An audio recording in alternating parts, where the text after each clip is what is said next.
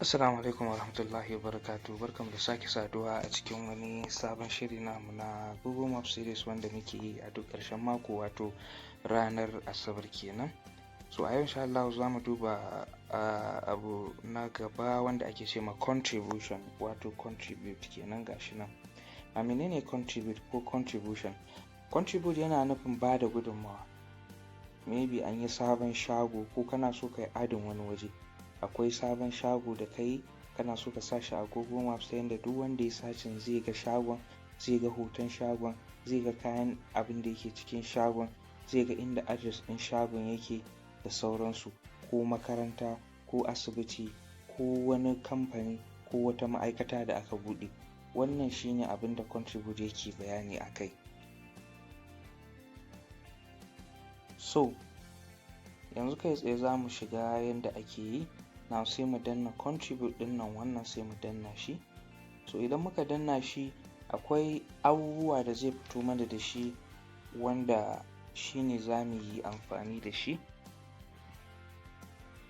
Gashi nan ya fito, zai nuna profile, ga nan view your profile da followers naka, ga add place, ga update place, ga add new, ga add photo, ga update route, ga update address. Now add place shine in mutum zai adin wuri kenan, shine ake cewa add place. Sannan akwai update place, shine idan an samu canji ko an samu canjin sunan wuri ko sunan shago ko sunan asibiti ko sunan makaranta, ko akwai kuskure a cikin wannan rubutun, cikin wannan sunan da aka yi, to sai mutum ya updating. Akwai add review, shine mutum ya bayyana ra'ayin shi game da wurin da ya ziyarta.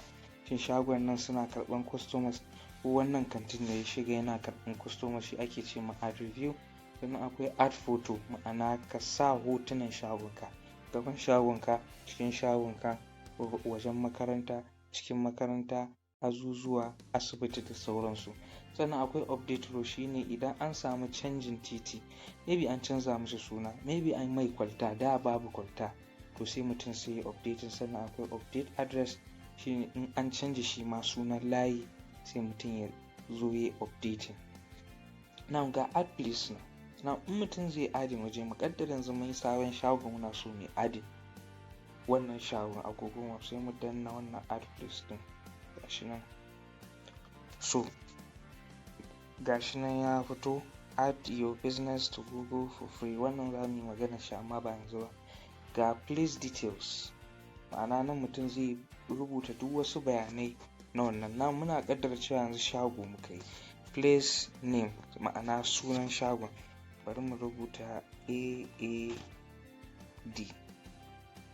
communication.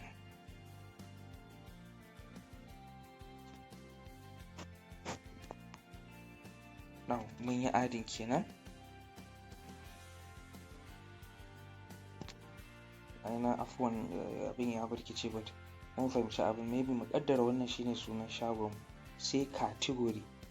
Now category shine ma'ana rukunin da shagon ka ya faɗa, abubuwan da kake saida. Idan abin da ya shafi abinci ne, to sai mutum ya danna food and drink. Abin da ya shafi shopping ne, sai mutum ya danna shopping. Idan services ne, mun san services, mutum da yake rendering services, kamar kafinta ne mutum shi, wanda dai kake amfani da wata baiwa taka don ka samu wa mutane matsalarsu. Akwai hotels and lodging, kamar in hotel ne. Akwai outdoors, akwai religion, idan masallaci ne ko coci. Ga su nan kala-kala. Idan makaranta ce, ga education. So now mu tun da communication ne, zai zamto services, sai mu danna services. Gashi nan ATM, barber shop, kun gani dukkansu ga su nan. Ga nan internet cafe, mobile repair, duka ya danganta da abin da kake yi. Yanzu bari alal misali mu sa internet cafe. So kun ga ya bada wannan rukunin. Duk wanda yake sace abin da ya shafi internet cafe zai ga sunan shagon. Sai address, ga address nan. Now duk inda ga an danna star din nan, wannan asterisk din nan, ma'ana fa dole ne sai mutum ya ce kun gani enter valid address. So address shine me sunan wannan wuri. Hanya biyu ce, za ka iya typing ka rubuta sunan address ɗin kamar yadda na yi ɗazu da zaran ka danna shi, ko kuma wannan kun ga wannan abin mutum zai iya dannawa in dai kana da internet connection a kunne yake, data ɗinka is on kuma yana da network mai ƙarfi, idan mutum ya danna zai automatically zai synchronizing domin ya gano sunan layin da kake. Maybe bari mu saka RT3 Gwandu Road ko mu ce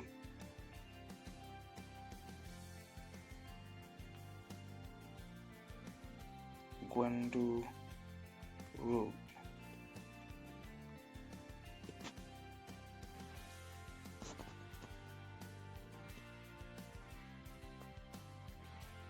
Al misali, na rasa me yasa wannan abin yake min haka.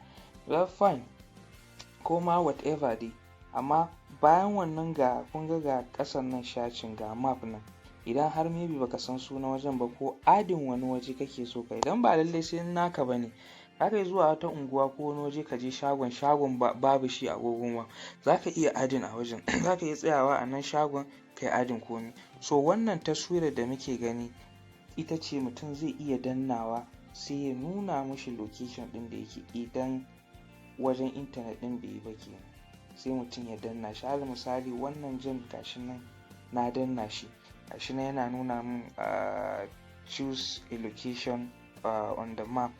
To wannan jan to bari in zaɓi tunda gwaji muke yi sai mu change anyone, amma in wajen da kake ne zai nuna maka, in dai kana da internet connection mai ƙarfi zai nuna maka inda kake a shagon da kake. So sai kai moving wayarka, wannan jan da muke gani shine yake so sai kai placing inda ake so din. Ina fatar mun gane abin da nake nufi. So wannan blue din zai nuna maka inda kake, shi kuma jan nan shine yake nuna za ka yi adin. Now sai ka ɗauko jan wannan locator din sai ka tsaya a wajen, kuma gashi na ya nuna min OK, ga OK na sai in danna OK. So kun ga zai fito min da address ɗin inda nake, gashi nan ga jan nan ya nuna. So sannan sai mu zo located within. Located within za mu iya rubuta ko me muke so, amma ba dole bane shi wannan. Located within ma'ana local area ɗin da shagon ka yake kusa da wani sanannen waje, shine abin da yake nufi. Sannan ga add more details, ma'ana add more details anan shine mutum zai iya ƙarin bayani. Maybe shagonka daga ƙarfe nawa zuwa ƙarfe nawa kake buɗewa. Zan buɗe ƙarfe 8 na safe, zan rufe ƙarfe 10 na dare. Sannan contact number wayarka, ta yanda da zarar mutum ya danna wannan number, ko da ya zo shagonka baka nan zai kira ka, ko kuma kafin ya zo zai kira ka, na ganka a Google Maps kana sai da kaza kaza kaza, ni ne, to shine. Sai website ɗin kana da website, sai about. Ma'ana about shine ma'ana ɗan takaitaccen bayani game da shagonka. Ok, shagon AAD Communication, muna sai da katin waya, muna sai da data, muna sai da abubuwa, shine abinda about yake nufi. Sannan kuma zaka iya adin wani shekara da wani wata da wani rana aka buɗe wannan shago. Kun ga gashi nan shine abinda yake nufi. Sai place photos, ga add photos kun gan shi nan, ma'ana sai ka ɗau hotunan shagon, wajen shagon da sunan shagon, cikin shagon ga abubuwan da kake saidawa sai ka yi. Kun ga submit ɗin nan shine daga ƙarshe, sai mutum sai yi submitting. To zai jira Google Maps za su yi review ɗin bai wuce kwana 1-2 za su dama da feedback, sai ga wajen da ka yi ya fito a Google Maps, za su baka reply. Kana shiga za a gani ko ta email address ɗinka ko ta Google Maps in ka shiga duk za ka ga wannan. Wannan shine yanda ake adding place. Insha Allah za mu tsaya a haka.